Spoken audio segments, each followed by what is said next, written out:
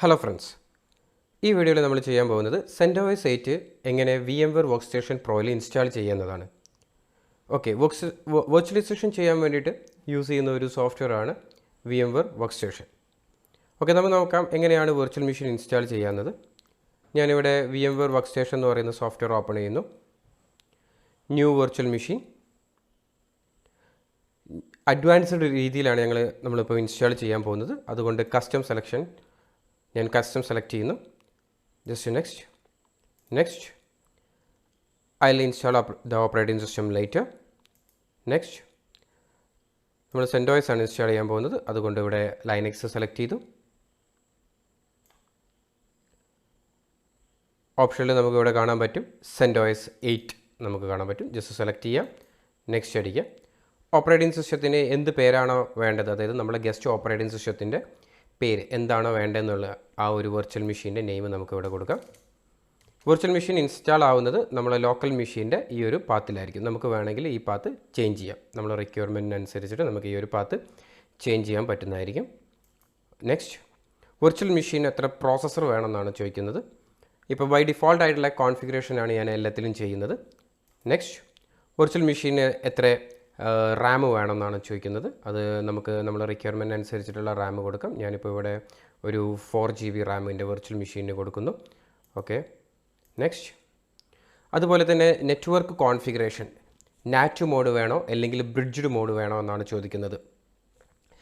എനിക്കിപ്പം എൻ്റെ റിക്വയർമെൻറ്റിൽ ബ്രിഡ്ജ്ഡ് മോഡാണ് വേണ്ടത്. അതുകൊണ്ട് ഞാനത് സെലക്ട് ചെയ്യുന്നു. ഇതിലെന്തെങ്കിലും ഡൗട്ട് ഉണ്ടെങ്കിൽ നിങ്ങൾക്ക് കമൻറ്റ് ചെയ്യാം. ഇത് വേറെ തന്നെ ഒരു സെഷനായിട്ട് നമുക്ക് ഈ ഒരു നാറ്റിൻ്റെയും ബ്രിഡ്ജിൻ്റെയും തമ്മിലുള്ള വ്യത്യാസം നമുക്ക് ചെയ്യാം. ഇപ്പോൾ ഞാനിവിടെ ബ്രിഡ്ജ് സെലക്ട് ചെയ്തു, നെക്സ്റ്റ് അടിക്കുന്നു. ഓക്കെ, ഇവിടെ IO കൺട്രോൾ ടൈപ്പൊക്കെ ഡിഫോൾട്ട് കൊടുക്കുന്നു. Next, hard disk C model. Next, virtual hard disk create ചെയ്യണം. നെക്സ്റ്റ്, എത്ര GB ഹാർഡ് ഡിസ്ക്കാണ് ഇവിടെ ക്രിയേറ്റ് ആവേണ്ടതെന്നാണ് ചോദിക്കുന്നത്. ഞാൻ 20 GB hard disk virtual hard ഡിസ്ക്കാണ് എനിക്ക് വേണ്ടത്. ഓക്കെ, ഞാനിവിടെ നെക്സ്റ്റ് അടിക്കുന്നു. Next, finish. ഓക്കെ, ഇപ്പോൾ നമുക്ക് ഇവിടെ വെർച്വൽ മെഷീൻ്റെ ഒരു ഹാർഡ്വെയർ കോൺഫിഗറേഷൻ എല്ലാം ഇവിടെ സെറ്റായി കഴിഞ്ഞിട്ടുണ്ട്. നെക്സ്റ്റ് നമുക്ക് ഈ മെഷീൻ ബൂട്ട് ചെയ്യണം. അത് ISO ഇമേജ് വെച്ചിട്ട് വേണം നമുക്ക് ബൂട്ട് ചെയ്യാൻ വേണ്ടിയിട്ട്. അപ്പോൾ നമുക്ക് ISO ഇമേജ് കാണിച്ചു കൊടുക്കണം. ഈ CD ഓർ DVD എന്നുള്ള ഈ ഒരു സെലക്ഷൻ ജസ്റ്റ് സെലക്ട് ചെയ്യാം. ഓക്കെ, ഇവിടെ നമുക്ക് ISO ഇമേജ് കാണിച്ചു കൊടുക്കാനുള്ള ഒരു ഓപ്ഷൻ ഉണ്ട്. ഇവിടെ ജസ്റ്റ് ബ്രൗസ് ചെയ്യാം.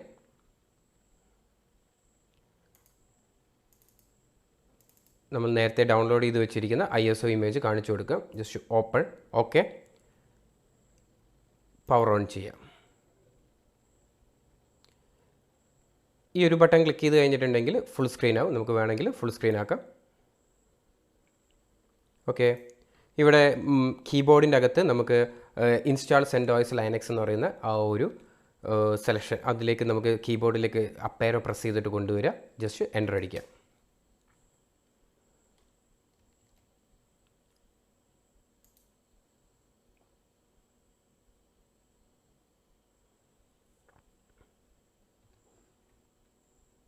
സിസ്റ്റം ബൂട്ട് ചെയ്യുന്നുണ്ട്.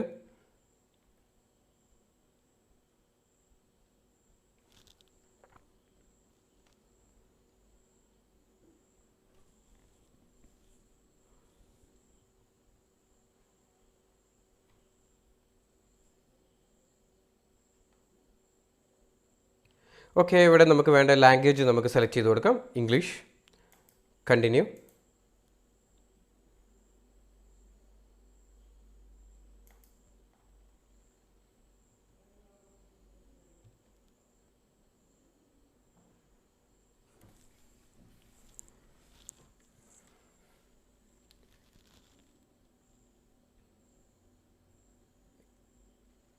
ഓക്കെ, ഇവിടെ കീബോർഡ് നമുക്ക് ഇംഗ്ലീഷ് US തന്നെ സെലക്ട് ചെയ്തിട്ടുണ്ട്. ഇൻസ്റ്റാളേഷൻ മീഡിയ ഓൾറെഡി വന്നിട്ടുണ്ട്. സോഫ്റ്റ്വെയർ സെലക്ഷനിൽ നമുക്ക് വേണമെന്നുണ്ടെങ്കിൽ എന്തെങ്കിലും അഡീഷണൽ സോഫ്റ്റ്വെയർ വേണമെന്നുണ്ടെങ്കിൽ നമുക്ക് സെലക്ട് ചെയ്യാം.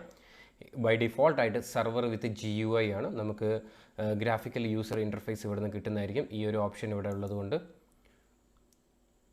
അതുപോലെ തന്നെ നമുക്ക് നെറ്റ്വർക്ക് കോൺഫിഗർ ചെയ്യണമെന്നുണ്ടെങ്കിൽ ഇവിടെ വന്നിട്ട് നമുക്ക് നെറ്റ്വർക്ക് കോൺഫിഗറേഷനിൽ വന്നിട്ട് നമുക്ക് നെറ്റ്വർക്ക് കോൺഫിഗർ ചെയ്യാം.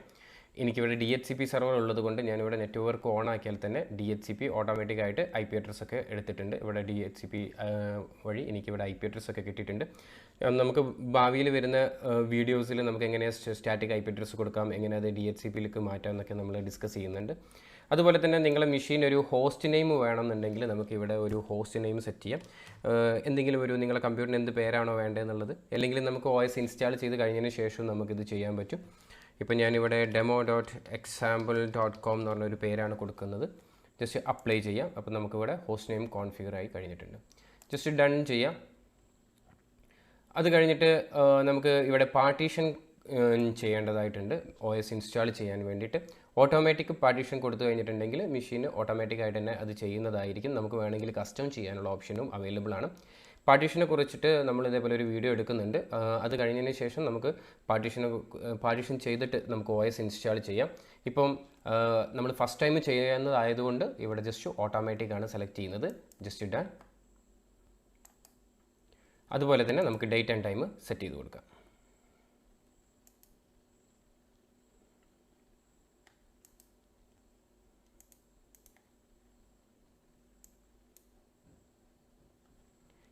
ഇവിടെ ബീൻ ഇൻസ്റ്റാളേഷൻ സെലക്ട് ചെയ്യാം. റൂട്ട് എന്ന് പറയുന്ന യൂസർ എല്ലാ ലൈനക്സ് മെഷീനിലും ഉണ്ടാകുന്ന ഒരു ഡിഫോൾട്ട് യൂസറാണ്. അഡ്മിനിസ്ട്രേറ്റീവ് പ്രിവിലേജ് ഉള്ള ഒരു യൂസറാണ് റൂട്ട് എന്ന് പറയുന്ന യൂസർക്ക്. അപ്പം നമുക്ക് ഈ യൂസർക്കൊരു പാസ്വേഡ് സെറ്റ് ചെയ്ത് കൊടുക്കാം.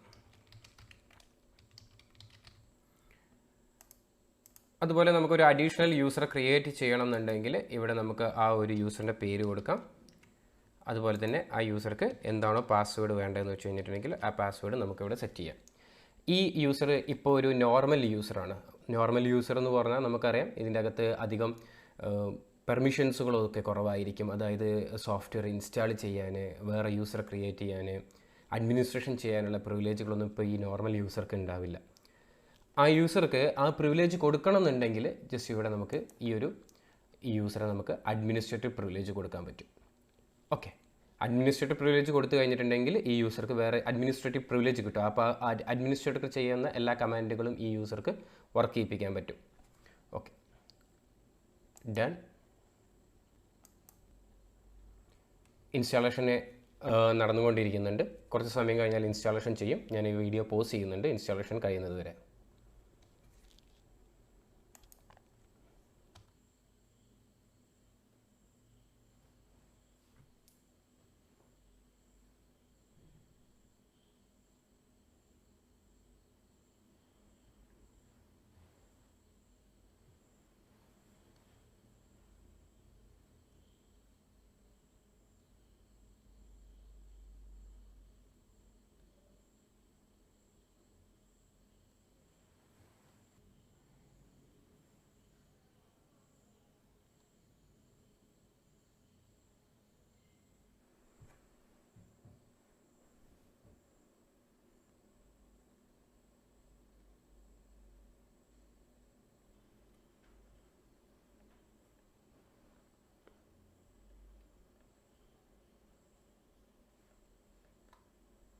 ഓക്കെ, ഇവിടെ OS ഇൻസ്റ്റാൾ ചെയ്ത് കഴിഞ്ഞിട്ടുണ്ട്.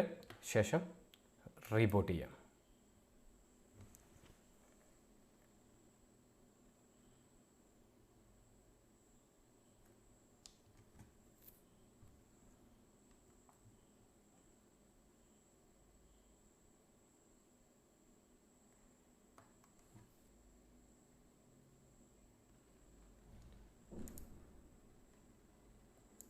ലൈസൻസ് ആക്സെപ്റ്റ് ചെയ്യാം.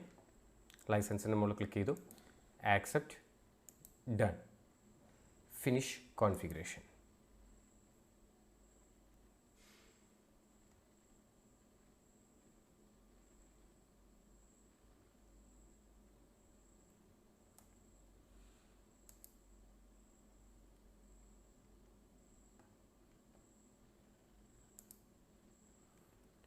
ഓക്കെ, റൂട്ട് യൂസർ ഇവിടെ ലിസ്റ്റ് ചെയ്യുന്നതായിരിക്കില്ല. നമുക്ക് റൂട്ടായിട്ട് കയറണമെന്നുണ്ടെങ്കിൽ നോട്ട് ലിസ്റ്റഡിൽ സെലക്ട് ചെയ്യാം. റൂട്ട് പാസ്വേഡ് എന്താണോ കൊടുത്തതെന്ന് വെച്ച് കഴിഞ്ഞാൽ അപ്ലൈ ചെയ്യാം. ഇപ്പോൾ നമ്മൾ സക്സസ്ഫുള്ളി CentOS 8 ഇൻസ്റ്റാൾ ചെയ്ത് കഴിഞ്ഞു. നെക്സ്റ്റ് നമുക്ക് ഇതിൻ്റെ അഡ്മിനിസ്ട്രേഷൻ CentOS എങ്ങനെ അഡ്മിനിസ്ട്രേഷൻ ചെയ്യാം എന്നുള്ളതാണ് നമുക്ക് നെക്സ്റ്റ് വീഡിയോസിലൊക്കെ വരുന്നത്. അഡ്മിനിസ്ട്രേഷൻ കോൺഫിഗറേഷൻ, അതായത് സർവേഴ്സുകളെല്ലാം ബിൽഡ് ചെയ്യേണ്ട കാര്യങ്ങളെല്ലാം ഇതിൻ്റെ അകത്ത് നമ്മൾ ഡിസ്കസ് ചെയ്യുന്നുണ്ട്. അതുപോലെ തന്നെ ആൻസിബിൾ കാര്യങ്ങളൊക്കെ. Okay, thank you.